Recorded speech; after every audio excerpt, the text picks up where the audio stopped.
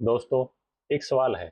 अगर दो अनजाने डेनिश इंजीनियर इंडिया आए हों सिर्फ बटर और चीज बनाने की मशीन बेचने के लिए, और फिर अचानक उनका पूरा बिजनेस बर्बाद हो जाए, तो वो क्या करेंगे? वापिस अपने देश चले जाएंगे या फिर एक नई कहानी लिखेंगे? हैनिन लार्सन और सोरेन टूब्रो, ये दो इंजीनियर थे। ये कहानी उन दोनों की है, लेकिन उन्होंने दूसरा रास्ता चुना। उन्होंने एक नई कहानी लिखने की सोची।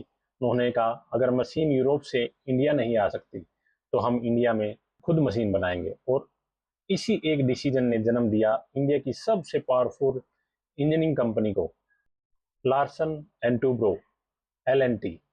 आज LNT ने बनाया है दिल्ली एयरपोर्ट का टर्मिनल 3, मुंबई की पहली मोनोरेल, इंडिया के कई मेट्रो सिस्टम, चंद्रयान के क्रिटिकल कंपोनेंट, मार्स मिशन, और इंडिया की पहली न्यूक्लियर सबमरीन INS अरिहंत। एक कंपनी जो डेयरी इक्विपमेंट इंपोर्ट करती थी, आज रॉकेट और सबमरीन बना रही है। ये सिर्फ बिजनेस स्टोरी नहीं है, एक कहानी है विजन की, रेजिलेंस की और नेशन बिल्डिंग की। मैं हूं डॉक्टर जे, और आज हम देखेंगे कैसे दो डेनिश स्ट्रेंजर ने इंडिया का इंजीनियरिंग फ्यूचर बदल दिया। दोस्तों, ये कहानी शुरू होती है डेनमार्क से। दो स्कूल फ्रेंड, हेनिन लार्सन और सोरेन टूब्रो, दोनों इंजीनियर, दोनों एम्बिशियस, और दोनों FL स्मिथ नाम की कंपनी के लिए काम करते थे। एक कंपनी जो सीमेंट और इंडस्ट्रियल मशीनरी बनाती थी। सबसे पहले टूब्रो इंडिया आए, फिर लार्सन आए। मुंबई में दोनों फिर मिले और धीरे धीरे एक सपना जन्म लेने लगा, खुद की कंपनी बनाने का सपना।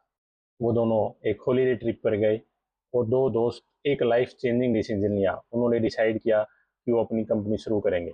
और फिर 7 फरवरी 1938 में मुंबई के बलाड स्टेट में एक छोटी सी ऑफिस में, इतना छोटा ऑफिस कि लोग मजाक में कहते थे दोनों फाउंडर के साथ अंदर खड़े नहीं हो सकते थे। बिजनेस क्या था? Simple, Danish dairy equipment import करना, बटर फैक्ट्री लगाना, मिल्क मशीनरी, बस इतना ही। सब कुछ स्मूथली चल रहा था, लेकिन फिर आया 1939, वर्ल्ड वार 2। यूरोप जल रहा था, ट्रेड रूट बंद हो गए, डेनमार्क नाजी ऑक्यूपेशन के अंदर आ गया, शिप रुक गई, मशीन आना बंद हो गई, और एक साल पुरानी कंपनी कोलैप्स होने की कगार पर आ गई। कुछ लोग वापस चले जाते, बहुत लोग बिजनेस बंद कर देते, लेकिन लार्सन एंड टर्बो ने कुछ और सोचा। उन्होंने कहा, अगर हम इंपोर्ट नहीं कर सकते तो हम मैन्युफैक्चरिंग करेंगे। और यही था टर्निंग पॉइंट। LNT ने मैन्युफैक्चरिंग शुरू की, शिप रिपेयर, इंडस्ट्रियल वाल, heavy engineering product, machinery, equipment, और धीरे धीरे एक इंपोर्टर मैन्युफैक्चरर बन गया। कभी कभी बिजनेस को बचाने के लिए बिजनेस ही बदलना पड़ता है। और इसी पीरियड ने LNT को एक नॉर्मल कंपनी से एक्स्ट्रा ऑर्डिनरी कंपनी बना दिया। 1944 में इन्होंने इंजीनियरिंग डिवीजन बनाई। 1946 में ये प्राइवेट लिमिटेड कंपनी बन गए और 1950 में स्टॉक मार्केट में लिस्टिंग की। और यहीं से शुरू हुआ इंडिया का इंजीनियरिंग जायंट का सफर। लेकिन असली बिल्डर अभी आना बाकी था। एक ऐसा आदमी जिसने LNT को ग्लोबल पावर हाउस बना दिया। नाम था AM नाइक। हर कंपनी को फाउंडर मिलते हैं, लेकिन कुछ कंपनी को बिल्डर मिलते हैं, और LNT का सबसे बड़ा बिल्डर था AM नायक, अनिल मनीबाई नायक। 1965 में गुजरात का एक यंग इंजीनियर जिसने मैकेनिकल इंजीनियरिंग ग्रेजुएट की, और मार्च 1965 में वो LNT में जूनियर इंजीनियर बन गए। उस वक्त किसी को नहीं पता था कि यही आदमी एक दिन कंपनी का चेयरमैन बनेगा। अब जो मैं बताने वाला हूँ वो आज के कॉरपोरेट वर्ल्ड में लगभग इम्पॉसिबल है। AM नायक ने अपने करियर के पहले 21 साल में एक भी दिन की लीव नहीं ली। जी हाँ, एक भी दिन नहीं। 18 घंटे काम रोज, वीकेंड का कॉन्सेप्ट लगभग एग्जिस्ट ही नहीं करता था। लोग पूछते थे, आपकी सोशल लाइफ कहाँ है? और नायक मुस्कुरा कर कहते थे, LNT ही मेरी सोशल लाइफ है। 34 साल तक कंपनी को समझा, फैक्ट्री फ्लोर देखे, प्रोजेक्ट कंप्लीट किए, और पीपल मैनेजमेंट सीखा। और फिर 1999 में AM नायक CEO बन गए। जूनियर इंजीनियर से चेयरमैन तक का सफर, एक real Indian corporate success story.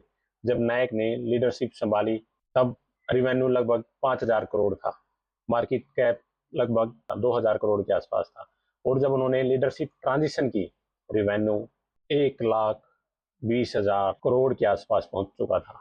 लेकिन सबसे बड़ा चैलेंज अभी बाकी था। 2003 रिलायंस इंडस्ट्री ने एल&टी में स्टेक खरीदना शुरू किया। रिलायंस एल&टी को एक्वायर कर सकती थी। कॉरपोरेट इंडिया में टेंशन थी, क्या इंडिया की सबसे बड़ी इंजीनियरिंग कंपनी अपनी आइडेंटिटी खो देगी? लेकिन एएम नायक ने लड़ने का फैसला किया। उन्होंने एम्प्लॉय को ओनरशिप दी, एम्प्लॉय ट्रस्ट को स्ट्रॉन्ग किया और टेक ओवर अटेम्प्ट को फेल कर दिया। उन्होंने कहा एल&टी एम्प्लॉयज की कंपनी है, और वही हुआ। एल&टी इंडिपेंडेंट रही और भी मजबूत बनकर निकली। लेकिन एल&टी की सबसे बड़ी अचीवमेंट प्रॉफिट नहीं थी, उसकी सबसे बड़ी अचीवमेंट थी इंडिया को बिल्ड करना। एल&टी ने लिटरली इंडिया को बिल्ड किया। अगर आप दिल्ली एयरपोर्ट गए हैं, एल&टी वहां है। आपने मेट्रो में ट्रेवल किया है, तो एल&टी वहां भी है। चांस है अगर आप मुंबई के बांद्रा वर्ली सी लिंक पर गए हैं, तो एल&टी वहां भी नजर आएगा। और इंडिया का ambitious project bullet train, L and T वहां भी है। आज इंडिया का इंफ्रास्ट्रक्चर इमेजिन कीजिए, road, bridge, airport, metro, port, refinery, dam, हर जगह एल&टी का कंट्रीब्यूशन मिलता है। दिल्ली का एयरपोर्ट टर्मिनल 3 सिर्फ 36 महीने में कंप्लीट किया। Mumbai monorail, Hyderabad airport, multiple metro project, Sardar Sarovar dam, bridge, industrial plant. लेकिन अब आता है गूज बम्प वाला पार्ट। एल&टी सिर्फ बिल्डिंग नहीं बनाती, एल&टी स्पेस मिशन में भी काम करती है। चंद्रयान 1, चंद्रयान 2, चंद्रयान 3, हर मिशन में एल&टी का कंट्रीब्यूशन रहा। Critical system, precision engineering, high and manufacturing. फिर आया मंगलयान, इंडिया का मार्स मिशन, दुनिया का सबसे कॉस्ट एफिशिएंट मार्स मिशन, और उसमें भी एल&टी का टेक्नोलॉजिकल सपोर्ट था। और डिफेंस सेक्टर में आईएनएस अरिहंत, एल&टी का contribution. Missile system, defence manufacturing, strategic platform. एक मिनट के लिए सोचिए, 1938 में एक कंपनी बटर मशीन इंपोर्ट करती थी, आज वही कंपनी इंडिया की न्यूक्लियर सबमरीन बनाने में मदद कर रही है। इससे बड़ा ट्रांसफॉर्मेशन शायद ही किसी इंडियन कंपनी ने देखा हो। इसी वजह से एल&टी को सिर्फ इंजीनियरिंग कंपनी नहीं, नेशन बिल्डर कहा जाता है। लेकिन एक इन्वेस्टर के नजरिए से सवाल है, क्या नेशन बिल्डर इन्वेस्टर को भी रिवार्ड करते हैं? जवाब है बिल्कुल। 2003 एल&टी का शेयर प्राइस लगभग 150 के आसपास था। 2008 में ग्लोबल फाइनेंशियल क्राइसिस आया और शेयर प्राइस गिर गया। 2020 में कोविड क्रैश आया, अनसर्टेनिटी हुई, फिर दोबारा से प्राइस गिरा। लेकिन क्वालिटी बिजनेस की खासियत होती है और वो वापस उठ खड़ी होती है, और एल&टी ने भी वही किया। 2024 तक स्टॉक ने नए हाई लगाए और कंपनी का मार्केट कैप लाखों करोड़ रुपए तक पहुंच गया।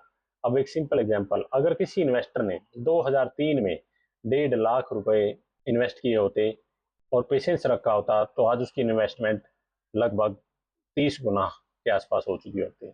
कंपाउंडिंग। लेकिन कहानी सिर्फ रिटर्न की नहीं है, कहानी फ्यूचर की भी है। इंडिया अब इंफ्रास्ट्रक्चर बूम के फेज में है। पीएम गति शक्ति, national infrastructure pipeline, railway, ports, airports, data centre, green energy, hydrogen economy और डिफेंस मैन्युफैक्चरिंग, ये सब सेक्टर एल&टी के ही सेक्टर हैं। ये सब सेक्टर एल&टी के लिए मैसिव अपॉर्चुनिटी है। कंपनी का ऑर्डर बुक लाखों करोड़ रुपए में है और लॉन्ग टर्म विजिबिलिटी स्ट्रॉन्ग है। दोस्तों, 1938 में 2 डेनिश इंजीनियर, एक टीनी ऑफिस और इंपोर्ट बिजनेस। 1939 में वर्ल्ड वार, बिजनेस ऑलमोस्ट खत्म, लेकिन उन्होंने गिव अप नहीं किया। आज 87 ईयर के बाद वही कंपनी रॉकेट सपोर्ट करती है, मार्स मिशन सपोर्ट करती है, न्यूक्लियर सबमरीन बनाती है और इंडिया के फ्यूचर को सेव करती है। ये है एल&टी। आपको एल&टी की जर्नी का सबसे अनबिलीवेबल मोमेंट कौन सा लगा? वर्ल्ड वार 2 वाला पार्ट, या फिर एएम नायक का 21 साल बिना लीव के डेडिकेशन, या चंद्रयान और आईएनएस अरिहंत का कंट्रीब्यूशन? कमेंट में जरूर बताइए। वीडियो पसंद आई है तो लाइक कीजिए, शेयर कीजिए और डीआरजे ट्रेडिंग की निफ्टी 50 कंपनी सीरीज को सब्सक्राइब करना मत भूलिए। मैं हूं डॉक्टर जे। मिलते हैं अगले एपिसोड में सन फार्मास्यूटिकल की कहानी के साथ। जय हिंद, जय भारत दोस्तों।